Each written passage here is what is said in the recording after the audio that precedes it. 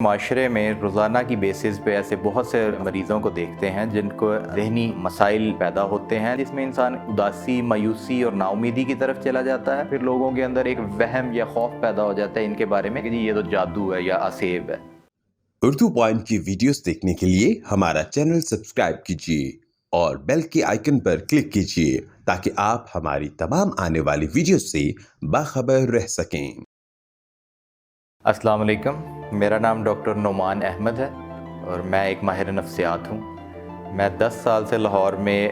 بطور ماہر نفسیات پریکٹس کر رہا ہوں اور بہت سے مختلف ہسپتالوں میں کام کر چکا ہوں۔ آج اردو پوائنٹ کی اس ویڈیو کو بنانے کا مقصد یہ ہے کہ ہم ان نفسیاتی امراض کو اجاگر کر سکیں جن کے اندر خدا نخواستہ انسانی شخصیت، ان کی جسمانی صحت یا سنگین نوعیت کے اندر جا کر اپنی جان کو نقصان پہنچانے کا خطرہ پیدا ہو سکتا ہے۔ ہم اپنے معاشرے میں روزانہ کی بیسس پہ ایسے بہت سے افراد کو یا مریضوں کو دیکھتے ہیں جن کو اندر ذہنی مسائل پیدا ہوتے ہیں، لیکن بنیادی طور پر اویئرنیس نہ ہونے کی وجہ سے ان کو اس حد تک یا اس سٹیج تک پہنچ جاتے ہیں وہ لوگ کہ وہ جب تک ہمارے پاس پہنچتے ہیں وہ کسی نہ کسی شخصیتی مسائل کا شکار ہو جاتے ہیں، یا وہ اس حد تک جسمانی طور پر کمزور ہو جاتے ہیں، یا پھر خدا نخواستہ کئی دفعہ اپنے آپ کو نقصان پہنچانے یا کسی دوسرے کو نقصان پہنچانے کی حد تک پہنچ چکے ہوتے ہیں۔ آج ہم انہی 3-4 بیماریوں کا ذکر کریں گے اور میں ان کے بارے میں آپ کو تھوڑی تھوڑی آگاہی فراہم کروں گا کہ وہ بیماریوں کی علامات کیا ہیں، ان کا ٹریٹمنٹ کس طرح سے کیا جاتا ہے، فیملی کا کیا رول ہے اس کے اندر، سماجی طور پہ ہمارا اس میں کیا رول ہے اور کس حد تک وہ بیماریاں ٹھیک ہو سکتی ہیں۔ ان میں سب سے پہلے تو ہم بات کر لیتے ہیں ڈپریشن کی۔ ڈپریشن بیسیکلی ایک ذہنی بیماری ہے یا نفسیاتی بیماری ہے جس کے اندر عام علامات میں اداسی، مایوسی کی کیفیت پیدا ہو جانا، خود پہ اعتماد کم ہو جانا، نیند میں کمی آنا، بھوک میں کمی آنا، کسی سے ملنے جلنے کا دل نہ کرنا، اکیلے اور خاموش رہنا یا رونے والی کیفیت پیدا ہو جانا۔ یہ اس بیماری کی چند موٹی موٹی یا کامن علامات ہیں جو ہمیں دیکھنے میں ملتی ہیں۔ اگر بات کی جائے تو اس کے علاج کے بارے میں، اس کا علاج بڑا سمپل سا ہے کہ اینٹی ڈپریسنٹ ایک دوائی ہوتی ہے جس کو ہم دیتے ہیں اس بیماری کے علاج کے لیے، اور اس سے یہ بیماری بہت حد تک جو ہے وہ بہتر ہو جاتی ہے، پوری طرح ٹھیک ہو جاتی ہے۔ لیکن چونکہ اس بیماری کا علاج کچھ لمبا ہے، مطلب چند ہفتوں سے چند مہینوں تک ہے، تو اکثر اوقات مریض لینے سے گھبراتے ہیں، یا کیونکہ نفسیاتی امراض کی دوائیوں کے بارے میں عام تاثر یہ دیا جاتا ہے کہ جی وہ سلا دیتی ہیں مریض کو، یا کسی کام کا نہیں چھوڑتی، یا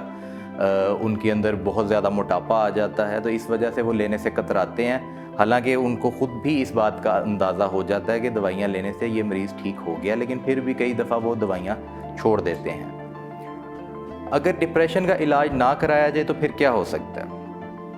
اس میں بڑی سیدھی سی چیز ہے کہ یہ کیونکہ ایک ایسی بیماری ہے جس میں انسان اداسی، مایوسی اور نا امیدی کی طرف چلا جاتا ہے، تو شدید سٹیجز پہ جا کے یا لیٹر سٹیجز کے اوپر جا کر اس میں جینے کی امید ختم ہو جاتی ہے انسان کی، اور وہ عموماً خود سوزی یا خودکشی کی طرف چلے جاتے ہیں۔ اس کے علاوہ دوسری بیماری جس پہ ہم بات کرنا چاہوں گا آج، وہ شیزوفرینیا ہے۔ شیزوفرینیا کو عام زبان میں ہم پاگل پن یا دیوانگی کی بیماری کہتے ہیں،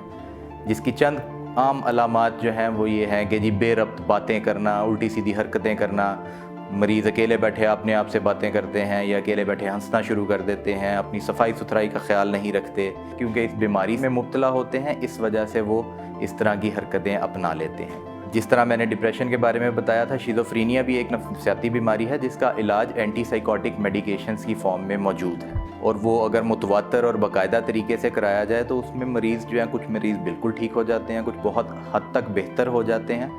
چند ایک مریض ایسے ہوتے ہیں جن کو دوائی باقاعدہ عرصے تک لینی پڑتی ہے لیکن ان میں اونچ نیچ آتی رہتی ہے، کئی دفعہ وہ اگریسو بیہیویئر شو کرنا شروع کر دیتے ہیں اسی بیماری کے اندر، کیونکہ یہ بیماری ایسی ہے جس میں ذہن میں شک شبے کے خیالات آنا شروع ہو جاتے ہیں، لوگوں کے بارے میں ایسا لگنا شروع ہو جاتا ہے کہ جیسے وہ ان کے خلاف ہیں، ان کو نقصان پہنچانا چاہتے ہیں،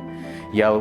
کانوں میں کوئی غیبی آوازیں آتی ہیں جس کی وجہ سے کئی دفعہ وہ آوازیں آپ کو کوئی حکم دیتی ہیں یا کوئی کام کرنے کا کہتی ہیں، اور وہ انسان بلا سوچے سمجھے اس کام کو انجام دے دیتا ہے۔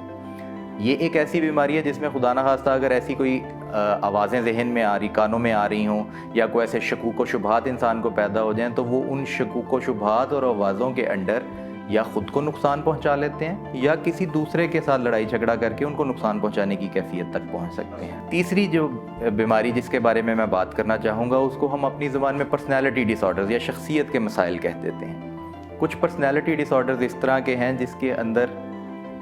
انسان ایموشنلی انسٹیبل ہو جاتا ہے، یعنی اس کو اپنے جذبات پہ کنٹرول نہیں رہتا، وہ بہت فریکوینٹلی کبھی مایوسی کی طرف، کبھی تیزی کی طرف، کبھی دوسروں کو نقصان پہنچانے کی طرف، کبھی خود کو نقصان پہنچانے کی طرف جو ہے وہ مائل ہو جاتے ہیں۔ اس میں اکثر اوقات لوگ جو ہیں وہ اپنے آپ کو کٹ لگا لیتے ہیں یا کوئی خدا نخواستہ ایسی دوائیاں کھا لیتے ہیں جس کے اندر جو ہے وہ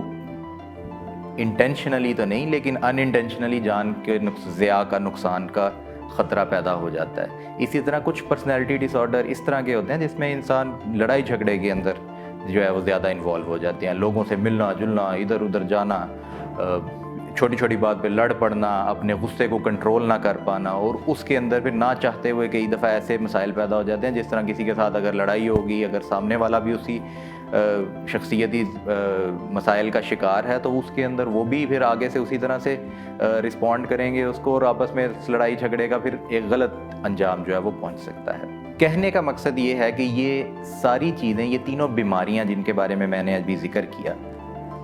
یہ نفسیاتی بیماریاں ہیں۔ جس طرح کوئی بھی جسمانی بیماری ہے، آپ کو کھانسی، نزلہ، زکام یا کوئی نمونیا وغیرہ ہو سکتا ہے، اسی طرح یہ نفسیاتی بیماری ہے جن کا تعلق ہماری نفسیات کے ساتھ ہے، کیونکہ ہمارے ذہن میں نیورو کیمیکلز ہیں جن کی اونچ نیچ سے یہ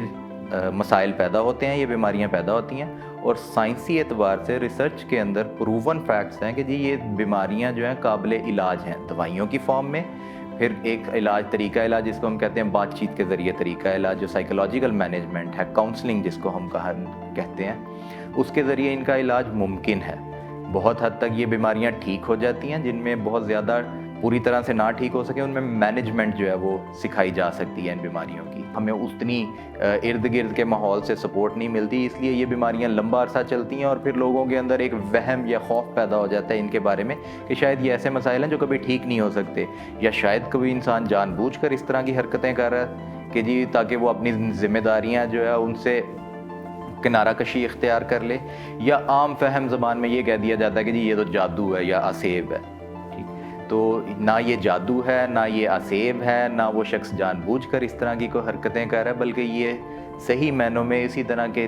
مسائل ہیں یا بیماریاں جس طرح کوئی بھی جسمانی بیماری ہوتی ہے، اور ان میں بہت حد تک جو ہمارے ذہن کے نیورو کیمیکلز ہیں ان کا رول ہے۔ میں آپ کو یہی مشورہ دوں گا کہ اگر آپ کے ریلیٹیوز میں یا آپ کے گھر میں یا آپ کے گرد و نواح میں کسی کو آپ کو لگے کہ اس طرح کا کوئی مسئلہ ہے تو فوراً اس کو سائیکیٹرسٹ کے پاس لے کر جائیں تاکہ ان کی پراپر تشخیص اور علاج ہو سکے، کیونکہ علاج سے ہی یہ بیماریاں پوری طرح سے مینیجیبل اور ٹریٹیبل ہو جاتی ہیں۔ امید ہے آج کی ویڈیو آپ کو پسند آئی ہوگی، اور میں انشاءاللہ نئے ٹاپک کے ساتھ دوبارہ آپ کی خدمت میں حاضر ہوں گا۔ تب تک کے لیے اللہ حافظ۔